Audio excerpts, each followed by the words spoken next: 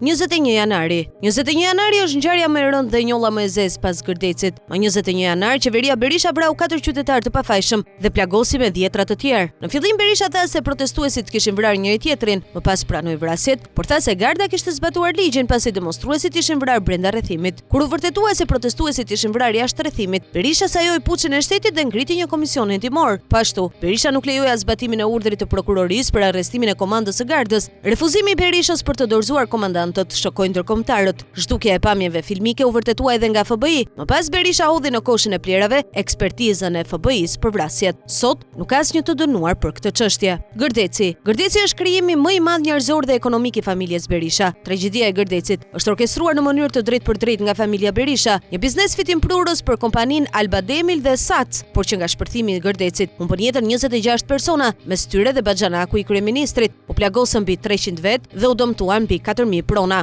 3 ditë më vonë jep dorëheqjen ministri i mbrojtjes Fatmir Mediu, ndërkohë që prangoset Ylli Pinari, drejtori Mejko, Mihal Deliorgji, pronari Alba Demil dhe Dritan Minzolli, drejtori i fabrikës. Hetimet një vjeçare vunën akuz 29 persona dhe çështja shqyrtohet në gjykatën e lartë. Korrupsioni i Gërdecit dhe dosja hetimore nxorën në pa shumë element. Një ndër njerëzit që kishte influencuar në bërjen e akteve nënligjore dhe ligjore që çuan në tragjedi ishte djali i kryeministrit, Shkëlzen Berisha. Shitja e detit Greqis. Mbetet historia më e zezë e qeverisë së Sali Berishës. Është konsideruar tradhtia më e madhe kombëtare pas shitjes së Shënaumit nga Ahmet Zogu dhe shitjes së Shkodrës nga Esat Pash Toptani. Ky skandal identifikohet me emrin e Sali Berishës dhe Lulzim Bashës. Ky fundit aso kohë mbante postin e ministrit të jashtëm dhe ka negociuar në fshehtësi marrëveshjen për shitjen e detit. Në takimin midis Dora Bakojanis dhe Lulzim Bashës më 20 mars 2008, një nga temat kryesore të bisedimeve ka qenë pikërisht marrëveshja për përcaktimin e kufirit detar. Skandali me rrugën Durrës Kukës. 9 tetor 2007, Durrës Kukës, plas skandali më i madh financiar i kësaj qeverie. Protagonistë është sërish Sali Berisha dhe Lulzim Basha. Prokuroria filloi hetimet. Dikasteri i transporteve u vënë në akuzë. Procedurat për tenderin në Shqipëri bazoheshin mbi ligjin anglez. Hetimet e prokurorisë çuan deri në heqjen e imunitetit të Lulzim Bashës. Sipas KLSH-s, në raportin e janarit 2008, abuzimi shkon deri në 232 milionë euro. 52 hidrocentrale në duart e klanit të familjes.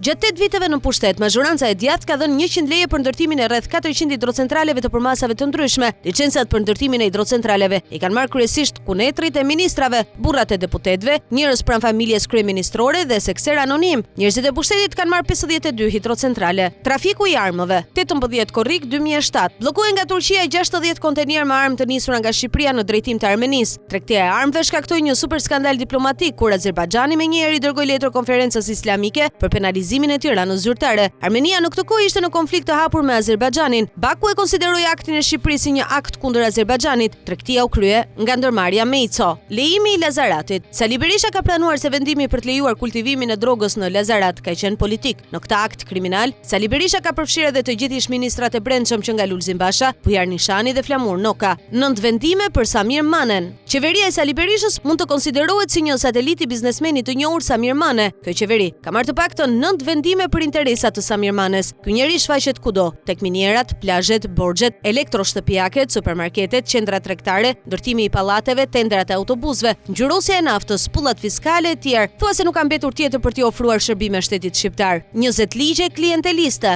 Kuvendi i Shqipërisë gjatë 8 viteve të fundit, përpos shkeljes në mënyrë sistematike të kushtetutës dhe rregullores së kuvendit, është kthyer në një zyrë notariale e qeverisë ku notarizon dhe vulos dhunën e kartonëve, ligjet klienteliste. Qeveria dhe kuvendi kanë miratuar plot 20 ligje klienteliste. Skandali me ngjyrosjen e karburanteve. Kompania koncesionare Samir Manes Global Fluids fitoi monopolin e ngjyrosjes së karburanteve me një investim total vetëm 4 milionë euro. Nga ky koncesion, kjo kompani do të përfitojë 200 milionë euro për një periudhë 10 vjeçare. Shitja e Alp Telekom. Shtator 2005, menjëherë pas krijimit të kabinetit qeveritar, Berisha anulon shitjen e Alp Telekomit. Nuk mund të lejojnë privatizimin e Alp Telekom me shifra tepër të ulta, tha ai për çalik. Por vetëm pak muaj më vonë, kreu i qeverisë sërish u dha Alp Telekomin turqve. Shpërblimi i Jean-Paul Carteron. Nëntor 2006, Berisha shpërblen 250.000 euro. Jean-Paul Carteron. Qeveria shqiptare nënshkroi një marrëveshje të fshehtë me forumin e Crans-Montane dhe në marrëveshje specifikohej organizimi i 2 seminareve. Carteron është miku personal i kryeministrit Sali Berisha. Qeveria shqiptare kërkoi që termat e kontratës të mos publikohen. Fari Balliu, 15 shkurt 2007. Skandali rruga Levan Vlori jepet firmës Alpin. Firma menaxhohet nga kunata e Fari Balliut, antari të Këshillit Kombëtar të Partisë Demokratike dhe botuesi gazetës 55. Ndërkohë që menaxherja e Alpin ishte njëkohësisht sekretare e përgjithshme e Ministrisë së Kulturës, ndërkohë që austriakët e Alpin ishin të implikuar në një proces korrupsioni korrupsioni në Gjermani. Ligji i gjobave. Maj 2007. Qeveria ndërmerr nismën për miratimin e ligjit për procedurat tatimore në Republikën e Shqipërisë, ose atë që u konsiderua si ligji i gjobave. Sipas projektit, parashikoi vënia e gjobave nga tatimet në masën 15%, edhe pse nuk kishte për këtë një vendim gjykate. Ligjin e kundërshtoi biznesi dhe opozita dhe përfundoi në gjykatë kushtetuese. Skandali me shkollën e Korçës. Qershor 2007, del skandali i shkollës Omiros në Korçë. Ministria e Arsimit që miraton kurrikulat e shkollës, miratoi edhe një tekst historie në këtë shkollë greke në Korçë, duke deformuar historinë e Shqipërisë. Çështja hapi debate të shumta në parlament. Opozita kërkoi shkarkimin e ministrit Genc Pollo. Dosja e Argita Berishës. Ka një dosje për Argita Berishën. Studioja ligjore e saj është fshirë nga regjistri kombëtar pas dyshimeve për evazion fiskal. Vajza e Berishës nuk deklaroi llojin e aktivitetit të saj tregtar. Pas presionit të medias, Argita Berisha bëri ndryshimin e deklarimeve në Qendrën Kombëtare të Regjistrimit të Bizneseve. Në datën 4 shkurt 2008, figuronte si shërbim konsulence dhe avokatie, ndërsa në 8 shkurt u shndërruan aktivitet të përgjithshëm.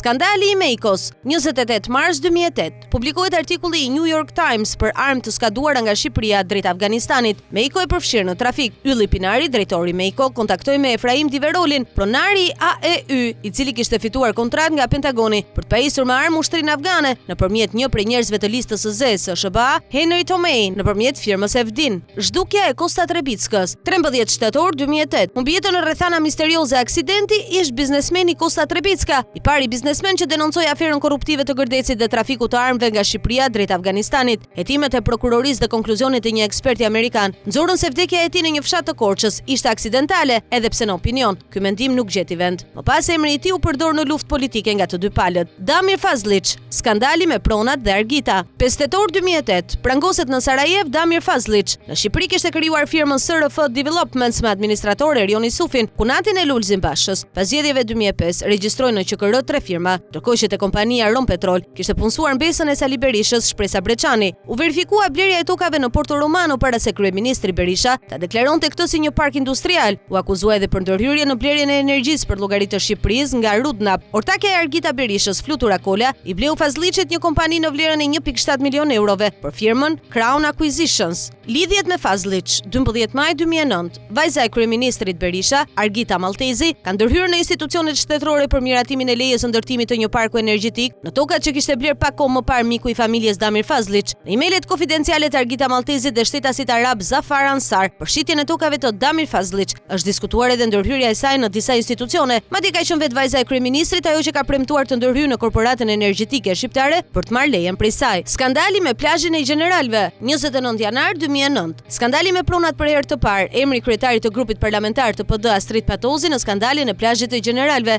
Arrestohet Fatoz Gjuzi, i cili ishte edhe kryeregjistruesi i Kavajës, njëkohësisht kushërim me kryetarin e grupit parlamentar të PD-s. Vjedhja e pronave. Shkurt 2009. Shpërthen skandali i Jalës, i implikuar dhëndri kryeministrit Berisha Jamarbër Maltezi. Bëhet fjalë për prishjen e shtëpive të banorëve në Jalë, në argumentin se do zbatohej një projekt i Bankës Botërore, por Banka Botërore sapo mori ankesat e banorëve nisi një panel inspektimi në terren për të parë të gjitha shkeljet dhe nxori me përgjegjësi një pjesë të zyrtarëve të vet lokal dhe po ashtu edhe drejtorin e projektit të menaxhimit të Bregdetit të Jugut, dhëndrin e kryeministrit. Çështja hapi debate të forta në parlament. Përgjimet. Për 27 muaj me radhë, Sali Berisha urdhëroi përgjimin e ambasadorëve të huaj në Tiranë dhe të opozitës. Përgjimet u realizuan nga shërbimi informativ i ushtrisë, ku vendi sabotoi çdo nismë të opozitës për kontrollin e shiu. Zonja 3 milion euro. Vajza e Sali Berishës Argita Berisha i kërkoi biznesmenit pakistanez Zafar Ansar 3 milion euro rishfet për një investim në Shqipëri për 100 milion eurosh. Skandali u denoncua nga vetë biznesmeni, por Berisha nuk dha asnjë përgjigje për këtë çështje. Klubi Partizani. Dhëndri kryeministrit Sali Berisha, Jamarbër Maltezi, përveçoi ish klubin Partizani edhe pse gjyshi i tij e kishte shitur një herë pronën në kohën e pushtimit të Italisë. Në këtë skandal u përfshi edhe Arben Imami.